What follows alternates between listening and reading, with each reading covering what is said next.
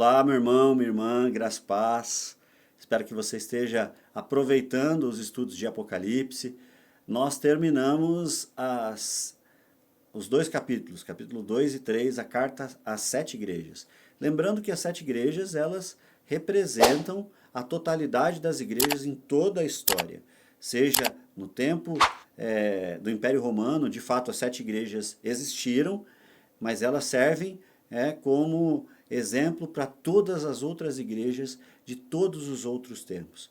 Nós precisamos avaliar os conselhos que de lá servem para nós enquanto igreja, para a nossa igreja local, para que nós possamos ser aquela igreja que vai contribuir totalmente, cumprir totalmente o seu propósito, cumprir totalmente a sua missão. Nós estamos em missão. E cada lugar que Deus plantou uma igreja, uma denominação, ele tem um propósito específico. E nós precisamos ficar de olho nisso. Agora, quando a gente pensa no livro de Apocalipse, nós pensamos lá, capítulo 1, nós vemos inicialmente João dizendo onde ele está, a descrição da pessoa de Cristo, da sua obra de salvação, dos candelabros e das estrelas. Esse é o capítulo 1. Capítulo 2 e 3, ele fala da visão às sete igrejas. Opa, fala com esse pessoal aí, com esses pastores aí, dá uma dica para eles não errar. Agora, os próximos capítulos, não sei se você lembra, eu disse que eles não são lineares. Eles não acontecem um depois do outro. Aqui são visões, revelações, êxtase. João perde o conceito de espaço e tempo em muitos momentos. Então, quando a gente vai olhar para os próximos capítulos, lembrando que ele faz parte de uma literatura apocalíptica, ou seja, ele não deve ser traduzido ao pé da letra em muitos momentos, mas ele traz conosco várias coisas importantíssimas em termos de elementos. Nós não podemos esquecer que quem está escrevendo isso é um judeu. E é um judeu que está cativo de Roma. Normalmente as escritas apocalípticas, principalmente as judaicas, as outras também, mas principalmente as judaicas, elas são escritas em momentos em que existe um reino oprimindo o povo de Deus. Aconteceu assim com Daniel, Zacarias, aconteceu também com Ezequiel, que a gente vê escritos apocalípticos na literatura que eles escrevem. E esses escritos eles são peculiares. Eles vão ter lá a referência dos sete igrejas, ou seja, sete representa a totalidade das igrejas de todos os tempos, é uma representatividade. E esses conselhos servem para as igrejas de todos os tempos. Os sete espíritos da parte de Deus, a totalidade da pessoa divina do Espírito Santo. E agora a gente vai para uma realidade. João, ele está em Patmos e ele tem uma visão, um êxtase. Para os judeus, né, outras religiões elas pensam de forma diferente, tá? Mas os judeus mais tradicionais, e eu gosto de compartilhar com essa visão. Paulo, por exemplo, compartilhava com essa visão. Eles acreditam em três céus. O céu dos homens, onde eu olho aqui, ó, eu estou vendo o Jairo, que é o meu staff, eu estou vendo o nosso estúdio todo, a minha visão eu vejo aqui o leão aqui atrás, o ar-condicionado aqui em cima, né, a câmera, esse é o céu dos homens, o que nós vemos. Existe o mundo espiritual, que nós não conseguimos ver, onde ficam anjos, demônios. Essa é uma visão, por exemplo, que o profeta Eliseu orou para que o seu moço visse. Olha, mostre para ele o que está acontecendo no mundo espiritual. Então existe esse céu dos ares, por isso que o diabo é chamado de o príncipe das potestades do ar. Por quê? Porque ele é um ser espiritual que está hoje preso em uma dimensão. Antes de Jesus morrer e ressuscitar, ele podia subir ao trono de Deus para acusar, como ele fez com Jó, como ele fez no livro de Zacarias, mas agora não mais. Ele não pode nos acusar mais diante de Deus. E existe então o mundo espiritual que nós não vemos, e existe o terceiro céu, que é o trono de Deus. E aqui no Apocalipse 4, João é chamado ao conselho, ao trono, ao terceiro céu. E é engraçado que se você ler Efésios 6, você vai ler lá tronos, principados, potestades, cosmocratas, hostes espirituais da maldade, nas regiões celestiais. Ele está falando do mundo espiritual. Alguns demônios, quando caíram, tinham uma posição de trono. Quem? O diabo. O diabo era um querubim ungido que podia subir à presença do primeiro céu quando ele quisesse. Ele viu o trono de Deus e ele queria um trono igual de Deus.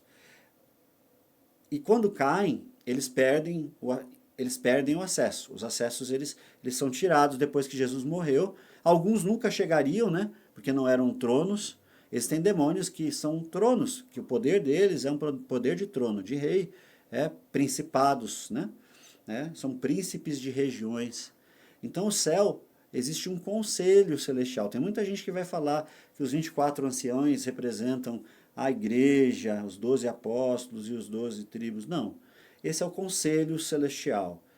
Não que Deus precise de conselho, mas os anjos que o assistem no trono, que são os 24 anciãos e os 4 seres viventes, que são chamados de serafins. Então, esse texto, João, ele tem uma visão do trono, e quem está no trono é o Pai, no capítulo 4. Então eu vou ler o texto e depois a gente vai estudar ele. Eu dei um repertório geral disso. Se você tiver alguma dúvida, escreva lá no nosso grupo e a gente vai responder. E o texto diz assim: depois destas coisas, ou seja, depois de quê? Das primeiras revelações, de algumas revelações. Quer dizer que o capítulo 4 está em ordem linear? Não, ele pode ter tido outras visões. A do capítulo 17 antes do capítulo 4? Pode. Ele pode ter tido aqui no capítulo 11 antes do capítulo 4? Pode. O depois dessas coisas, a gente não sabe quais são essas coisas. Depois dessas coisas, olhei, e eis que diante de mim havia uma porta aberta no céu, e a voz que eu tinha ouvido falar comigo no princípio, como trombetas, disse: suba para cá, e mostrarei a você o que deve acontecer depois dessas coisas. Ponto aqui. Tem muita gente que está dizendo aqui que essa é uma fala do arrebatamento secreto da igreja. Não. Não, não, não, não, não. Nenhuma doutrina pode ser feita apenas com texto. Essa é uma experiência. João estava aqui e ele viu uma porta celestial sendo aberta e Deus o chama para entrar. E aí, como Paulo disse lá em 2 Coríntios, sim, espírito, porque carne não pode entrar nesse lugar, tá? Carne não pode entrar nesse lugar. Sem espírito, não sei como foi. Sem sonho, sem revelação, ele subiu lá. E ele ouviu essa voz falando com ele, e era a voz como de trombeta, e falou: suba para cá que eu vou te mostrar. Aqui Deus está querendo mostrar a João algumas coisas. Entre elas, nesse contexto, o trono. E olha aqui, ó. Imediatamente vi-me em espírito, ou seja, não subiu a carne. E eis que havia um trono no céu. Aqui ele está esse eu costumo pensar que o nosso Deus rege com justiça tudo a partir do seu trono. E lembre-se, as suas orações chegam aonde? No trono da graça. As orações chegam no trono da graça. Chega lá. Por isso continue orando. Imediatamente vi em espírito e havia um trono no céu e alguém assentado nele. Quando ele diz alguém, esse é um... Agora talvez eu possa errar, tá? E depois vocês podem me corrigir. Esse pode ser um pronome indefinido. Eu acho que é um pronome indefinido, não é um advérbio. Alguém. Neste caso, por que ele não define quem é? No 5 ele vai definir. João diz que Deus é espírito. E importa que os seus adoradores o adorem em espírito e em verdade. Deus não tem uma figura humana. Jesus é a imagem do Deus invisível. Isso está na Escritura. Então Deus não tem uma figura, um velhinho sentado num trono, com uma coroa. Não, esse não é o Pai. Ele não consegue ver, entender, compreender o que ele está vendo. Por isso que ele diz alguém. Alguém que estava sentado, e aí ele diz, ele pega algo que ele conhece, que era semelhante ao aspecto de uma pedra de jaspe e sardônio. Ou seja, brilhante, refulgente, brilhava demais. E ele não conseguia ver mais do que isso. E aí tem uma parte do Antigo Testamento que fala do caráter de Deus. E ele viu sobre o trono um arco-íris. Deixa eu dizer, tá? Que as cores do arco-íris, elas sempre serviram para lembrar que Deus tem uma aliança com o homem. Quando Noé desceu a arca, Deus fez o arco-íris, o arco de cores. E então esse arco de cores não representa movimentos nenhum que não sejam... A gente pode usar para o que for, mas na Bíblia eles representam o quê? Uma aliança. Então Deus, no trono dele, ele quer lembrar que ele é um Deus que é aliançado. E as alianças não mudam. Quando João vê isso, a gente tem que entender que no céu, o que do céu está determinado, na terra não muda. Assim na terra, assim no céu, assim na terra como no céu. Deve ser a nossa oração. As coisas do céu não mudam, o que está decretado no céu não muda. Ah, mas e as promessas de Deus na minha vida, por que não se cumprem? Porque tem algumas que são condicionais. O céu fez, mas para quando você chegasse em tal nível, se você não chegar em tal nível, não cumpre, porque tem a ver com você. Mas Deus quis mostrar, a pessoa do Deus Pai não se mostra como uma pessoa humana, alguém semelhante, brilhante, e que quer que eu saiba que ele mantém as suas alianças. Semelhante a um arco, esmeralda que circundava o trono. E ao redor do trono haviam 24 outros tronos. E neles estavam sentados 24 anciãos. Eles estavam vestidos de branco e na cabeça tinham coroas de ouro. Aqui não está falando, tá? Não teve ressurreição de mortos, ou seja, não são as 12 tribos e não são os 12 apóstolos. Aqui é o conselho. São anjos, sim, que estão no trono, são os tronos, ou seja, a posição hierárquica maior no repertório de... Porque os anjos, eles têm uma hierarquia, os tronos abaixo de Deus, vamos pensar o seguinte, Deus, Pai, Filho e Espírito, é o mesmo Deus. Depois, Lúcifer, sim, com certeza, que é o querubim ungido, e depois todos os outros, tronos e os serafins. Então esses homens vestidos de branco, eles são chamados de anjo, que é tronos, são os tronos. E esses tronos, eles são aqui aqueles que estão diante do trono, que é o santo trono, ou santo dos santos do céu. E cada um deles, eles tinham esse vestido branco de pureza e de realeza. Do trono saíam relâmpagos, vozes e trovões, que estão ligados ao quê? À justiça de Deus. O trono, quando João sobe no trono, ele diz, olha, toda essa injustiça dessa era, uma hora vai acabar. Por isso que a mensagem de Apocalipse é tão relevante. Toda a injustiça dessa era, todo corrupto que não foi preso, todo imoral, todo pedófilo que não cumpriu culpa, e, assim, todas essas pessoas que não se redimiram na pessoa de Jesus e não mudaram, estas um dia estarão condenadas. Ah, mas e se elas entregarem as vidas para Jesus? Misericórdia e graça, misericórdia e graça, isso vem do próprio Deus para nós. Mas o trono mostra um Deus também extremamente justo. E aí acaba com esses caras aí que creem que no final até o diabo vai ser redimido e que Deus é bonzinho, ninguém vai ser condenado. Não, isso está mostrando. No fim dos tempos haverá justiça. No trono de Deus tem esses elementos, trovões, relâmpagos e vozes, que mostram a justiça de Deus. Diante dele estavam acesas as 7 lâmpadas do fogo, que são os 7 Espíritos de Deus. A pessoa do Espírito Santo está aqui. As duas partes da Trindade está aqui. Por quê? Porque no próximo capítulo a gente vai ver quando chega o Jesus que morreu na cruz, né? Porque por um período ele se humilhou, então ele deixou de estar no trono. Por um período de talvez 33 anos, ele esteve como nós, se rebaixou, se humilhou, se fez um homem, se rebaixou em sua divindade, embora sendo 100% Deus, 100% homem, se rebaixou e se tornou servo, e morreu em morte de cruz. Então nesse período ele não estava no trono. Aqui está mostrando o período que Cristo não está no trono. João não está vendo, nesse capítulo, Cristo no trono. Diante do trono havia um mar de vidro como de cristal. Então ele viu o trono e ele não afirma que é um mar de vidro. Diante do trono havia como um mar de vidro, um mar de vidro. Parecia um mar de vidro e ele não sabe descrever o que é. Tem muita gente que está descrevendo que isso representa a santidade do povo de Deus. Não, o texto vai dizer que é uma separação ali. E no centro do trono havia 4 criaturas viventes cobertas de óleo, tanto de frente como de trás. A primeira criatura vivente era semelhante a um leão, a segunda semelhante a um bezerro, a terceira criatura semelhante a um rosto de um homem, e a quarta era semelhante a uma águia, em voo. Esses aqui são os 4 seres viventes.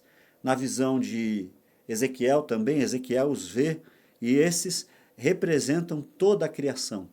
Representam que Deus vê todas as coisas. Esses olhos, nesses seres, representam a visão de Deus, a onipotência de Deus, a onipresença de Deus, a onisciência de Deus. E esses serafins, esses que estão no trono, Isaías os viu, quando visitou o trono de Deus na visão, ele os viu, e cada um deles tinha 6 asas, como Isaías diz, capítulo 6, e eram cheios de olhos, tanto ao redor por baixo das asas, e dia e noite, sem cessar, eles diziam: Santo, Santo, Santo é o Senhor, o poderoso, o Deus Todo-Poderoso, o que era, o que é, o que há de vir. Ou seja, é um Deus eterno, é um Deus autoexistente, é um Deus que não precisou de alguém que ligou o seu dia, ele existe, ele só é.